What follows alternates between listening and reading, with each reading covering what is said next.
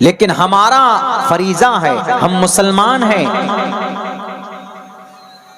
हमारे लिए जिम्मेदारी आयद होती है कि एक एक कलमा पढ़ने वाला कोई ऐसा गलत कदम ना उठाए जो इस्लाम में उसका वजूद ना हो और उसका कोई हवाला ना हो।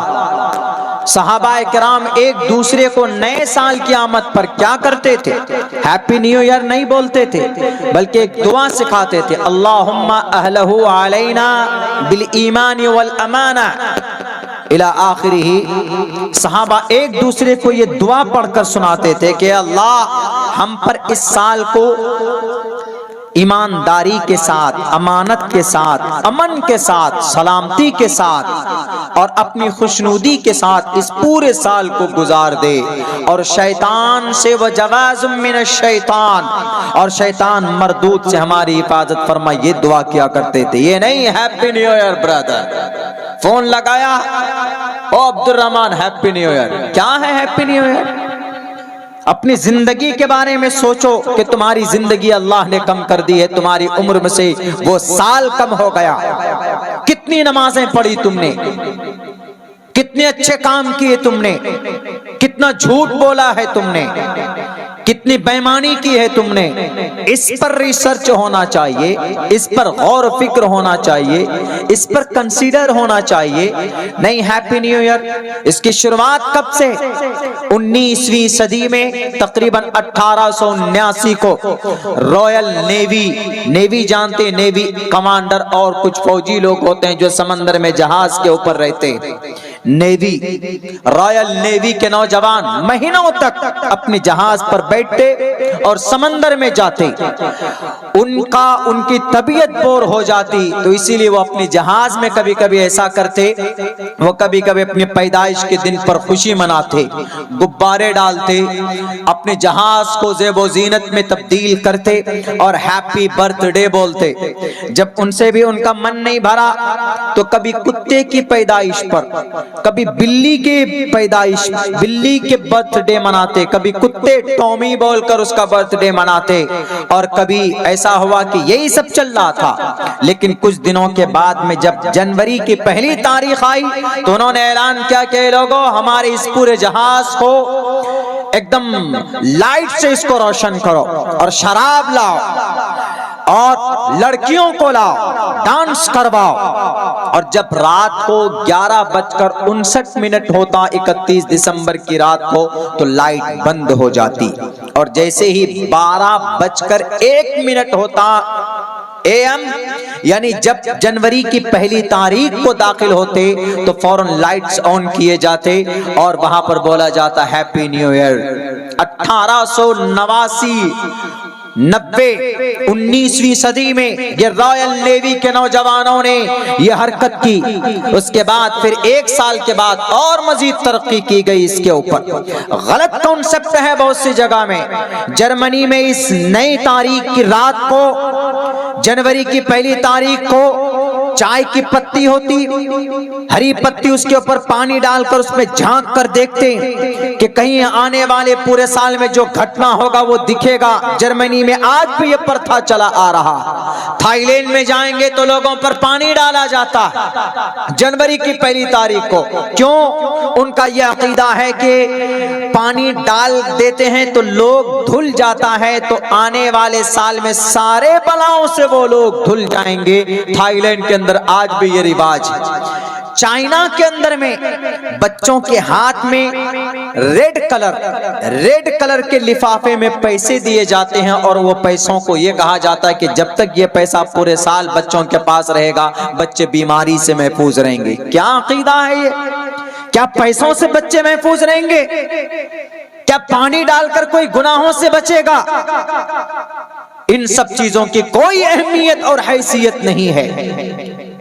और जनाब आजकल तो ऐसा हो गया कि 31 दिसंबर की रात को फंक्शन हॉल सजाए जाते, लड़कियों को बुलाया जाता है, अपने अपने गर्लफ्रेंड को कॉल करके बुलाते, केक काटा जाता है, पटाखे फोड़े जाते हैं, तब जाकर हैप्पी न्यू ईयर मना करके खुशियां मनाई जाती है। अफसोस है ऐसी तहजीब पर और ऐसी कल्चर पर। दिल्ली के अंदर हुआ हादसा, किस वजह से हुआ? इसी गलत प्रथा पर अमल करने करने की वजह से हुआ। अभी आप लोगों ने वो न्यूज, वो खबर देखा होगा कि एक समाज, एक बेटी स्कूटी पर बैठकर घर जा रही थी रात को तकरीबन 1-1:30 बजे। व्हाट इज नीड, क्या जरूरत थी रात को 1:30 बजे घर से बाहर निकलकर? सिर्फ यही हैप्पी न्यू ईयर के बर्थडे पे गए थे जनाब, किसी दोस्त का बर्थडे था। रात को 1:30 बजे बर्थडे मनाया जाता है। अगर आपको कोई महफिल सजाना था या कोई प्रोग्राम करना था तो दिन में करते, और रात को 1:30 बजे 2 बजे रात को लड़कियों को बुलाकर, अपने यार और फ्रेंड को बुलाकर बिना किसी महरम के साथ के बच्चियों को भेज दिया जाता है फंक्शन हॉल में। वो बच्ची वहां से निकलती, कोई प्लेनो वाला शराब पीकर नशे में धुत होकर उस बच्ची को टक्कर मारता, उसकी गाड़ी कहीं और गिर जाती है और फिर उस बच्ची का हाथ या पैर शायद गाड़ी के किसी अंदर किसी बॉडी में फंस जाता है। बच्ची की बॉडी गाड़ी के किसी पार्ट में फंसकर तकरीबन 20 किलोमीटर दूर तक उस बच्ची की लाश को घसीटा जाता। पूरी उसकी पुष्ट जो पीठ है वो जख्मों से चूर चूर हो जाता है और बरहना हालत में उस बच्चे की लाश मिलती। चीथड़े पूरे सड़क के ऊपर उसके फैल जाते। किस वजह से? रात को 1:30-2 बजे बिना महरम के साथ निकलने की वजह से, इसी हैप्पी न्यू ईयर के पार्टी को ऑर्गेनाइज करने की वजह से। इस्लाम कहता है कि इसकी इजाजत बिल्कुल नहीं। अगर इस्लाम की शरीयत पर अगर अमल किया जाता तो समाज की उस बेटी की जान बची जा सकती थी। वो तो एक मामला है जनाब, बिना शादी के, बिना निकाह के ऐसे ऐसे मौकों पर हम अपनी जवान बेटियों को भेज देते हैं कि जाओ अपने बॉयफ्रेंड के साथ तुम पार्टियां करो, शराब पियो।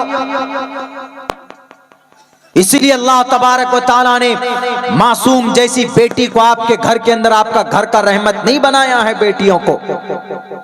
अब बेटियां कान खोल कर सुन ले, अल्लाह ने उनका एक मकाम और एक इज्जत रखी। हमारे हिंदू कल्चर को आगे बढ़ाने वाले सनातन धर्मी भाइयों, आपके ग्रंथ के अंदर बेटी के मकाम को बताया गया, यत्र नार यस्तु पूजन्ते रमन्ते तत्र देवता। कि आपके घर में बेटी है तो उनकी इज्जत करो। ये नहीं कि बर्थडे मनाने के लिए या नए साल में सेलिब्रेशन के लिए। The first time was celebrated 19th century, royal navy के जरिए से इस मनहूस बीमारी को वजूद दिया गया, बख्शा गया। इस्लाम कोई इजाजत नहीं देता है। समाज के अंदर में बेटी है, जवान बेटी है, अकेले उसको स्कूटी दे देते हैं और वो बेटी जाकर 1:30-2 बजे निकलती है पार्टी करके। वो बताइए 2 बजे रात में कैपिटल ऑफ इंडिया, वो शराब पीकर वो नौजवान जो गाड़ी में बैठे, अरे कम से कम तुमको टक्कर लगी किसी गाड़ी पर तो गाड़ी रोकते, लेकिन खुद भी नशे में नहीं थे, ये सही हालत में नहीं थे, शराब पीकर जनाब नशे की हालत में और अंदर से म्यूजिक चलाए हुए। इसीलिए अल्लाह के नबी ने फरमाया, वला तशरिबिल खमर फइन्नहा मिफ्ताहु कुल्ली शर। ए नौजवानों, अपनी जवानी की ताकत को शराब के नशे में बर्बाद मत करो। तमाम बुराइयों की जड़ शराब में।